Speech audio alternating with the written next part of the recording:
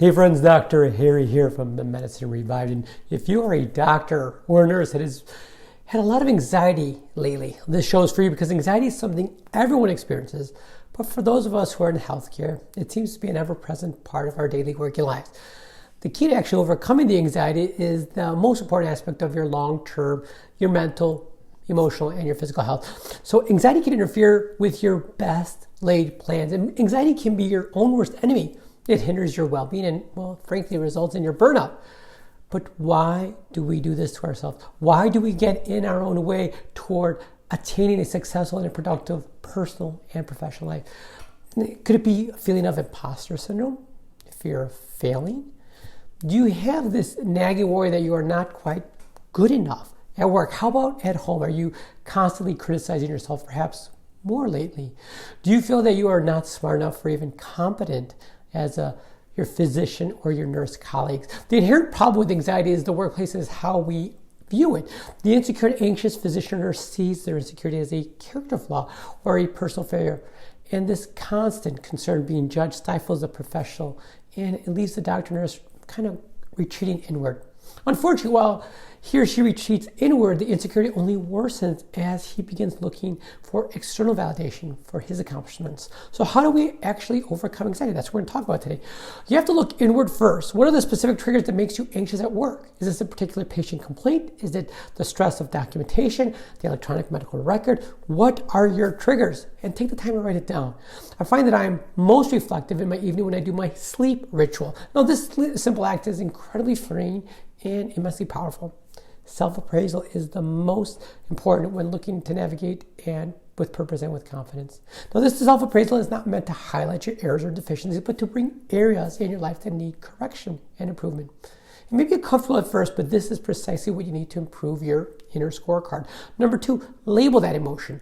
Give your emotion a name. It may seem silly at first, but labeling your emotions has 2 benefits. First, it requires you to pause and reflect for a brief moment, just a brief moment. Second, and more importantly, you may recognize that the emotion of anger is something very different that is manifesting as anger. Are you nervous? Do you feel scared? Vulnerable? Uncertain? Those are the feelings that we're looking for.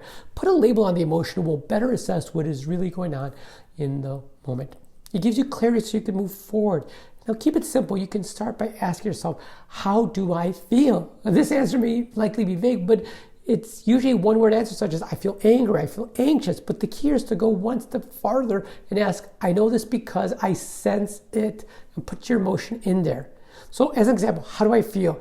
Well, I feel anxious, and I know this because I sense it causing my heart to race. And that's the key there, friends. I know you may feel this may be a silly exercise, but give it a try. It will help build the skills toward becoming a mentally and strong physician or a nurse. Number 3, get up and move. One of the surest way to overcome anxiety is to get the body moving. Make your health a priority. Now, as healthcare professionals, we know the value of doing this. We've likely seen the physical and emotional transformation that exercise has on our patients. Yet many of us struggle with this. And I understand that work and family obligations can hinder a regular exercise routine, but I implore you to make you a priority. Schedule your workouts. Remember, if it doesn't get scheduled, it does not happen. So find an exercise routine that works for you, but first and foremost, don't complicate this.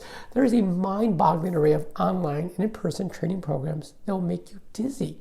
If all else fails, just get up and move around. Go for a walk around the block, climb the stairs at work. Just get the body moving and the heart beating and set yourself up for a successful day. Number 4, friends, keep a gratitude journal. Expressing gratitude stirs positive emotions and creates the expectation that something good will happen, despite adversity going on all around us. Many have heard the euphemism of count your blessing, and this is especially true during our recent times. Be grateful for the people and things around you, and it helps change your mindset to focus on the positive rather than the negative that may be occurring.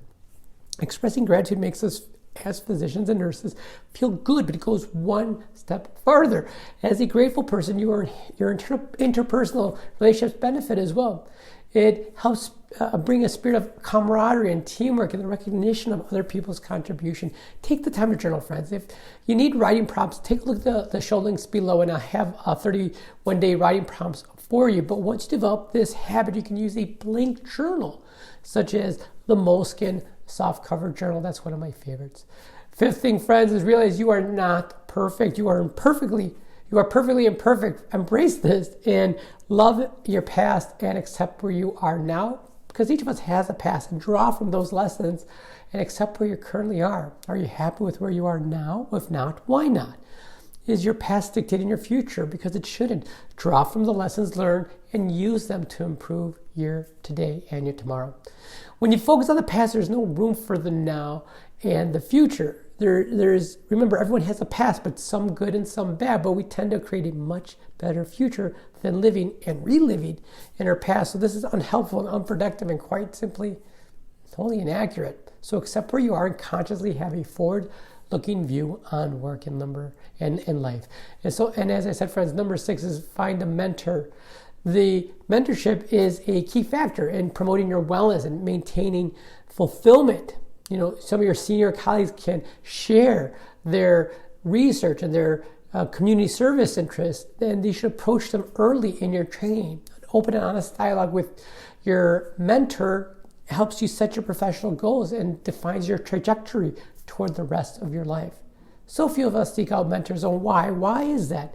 Is it overconfidence? Is it anxiety? Are you unsure how to approach a mentor? Or to even seek one out? Mentors are all around you, friends.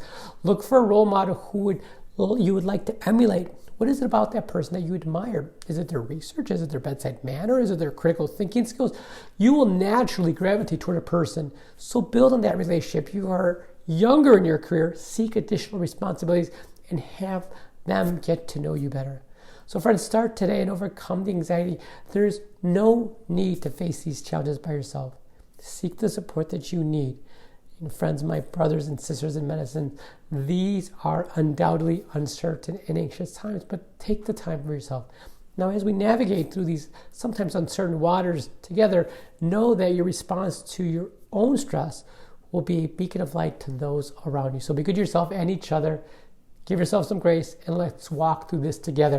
And I hope you enjoyed this week's show. And if you've not yet liked this video, hit that link right below. And also please consider subscribing and you'll get every one of these episodes that drop every single week. So until next time, friends, be good to yourself and each other. We'll talk again soon. Bye-bye.